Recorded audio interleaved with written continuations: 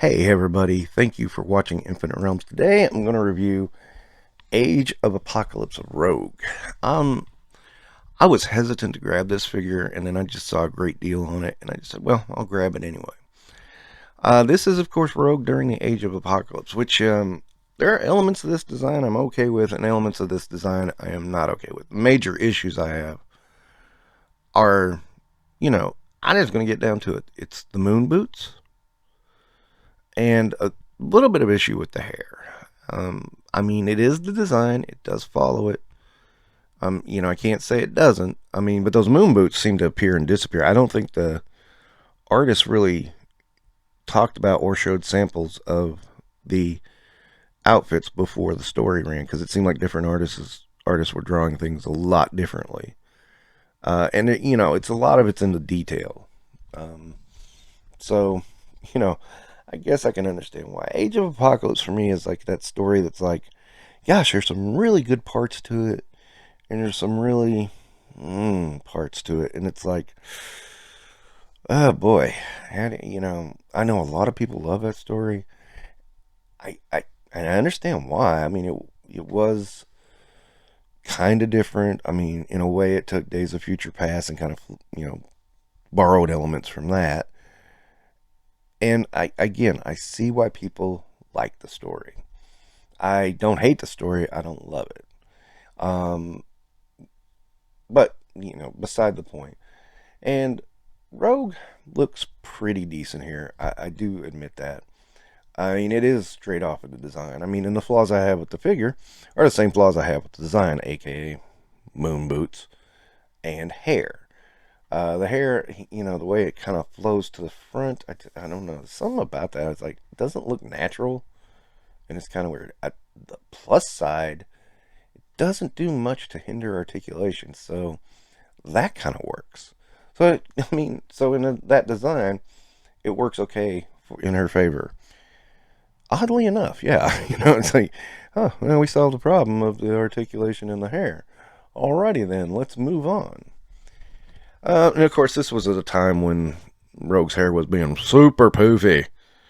Uh, and um, it was just kind of like, okay, now we're going to go down to Boy Bob Rogue.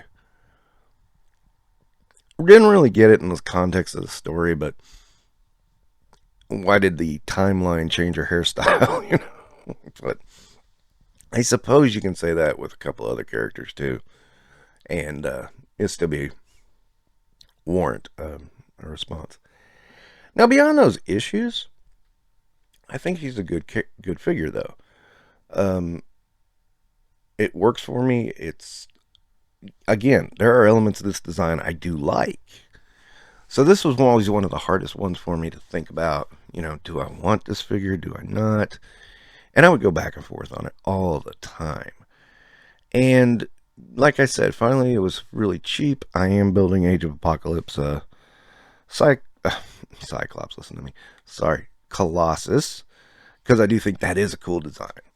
And so, again, you can get a figure for cheaper than you can get the part by itself. Yeah, I go that route. So there we are. And yeah, I do, I do like the little collar around her neck. It's different and it's odd, and I do like the puffy sleeves. Although, again, single joints for a woman, because Hasbro doesn't think a woman can have double joints and fully bend her elbows. Yeah, that's changing. I know. I love pointing it out when I find it. And so let's do some comparison. Here's a Rogue beside a Kitty Pryde and herself, and Rogue from the 616 universe. And of course, here she is with Armored Daredevil and Armored Spider-Man, because you've come to expect that, right? And here we have Rogue with Ms. Marvel and Deadpool, because why not? Then we have Rogue with a couple with Excalibur. Why I don't know. I felt like it. Okay, so my overall rating on this figure will be 4 stars. I mean, it's a good likeness. I mean, I like the face sculpt. I like the paint on the face. Again, little issue with the hair, just doesn't look natural. But you know, I already said that. And little issue with the moon boots. I just think they're ugly. Beyond that, pretty good figure. Okay, so that's gonna be my review of Rogue from Age of Apocalypse.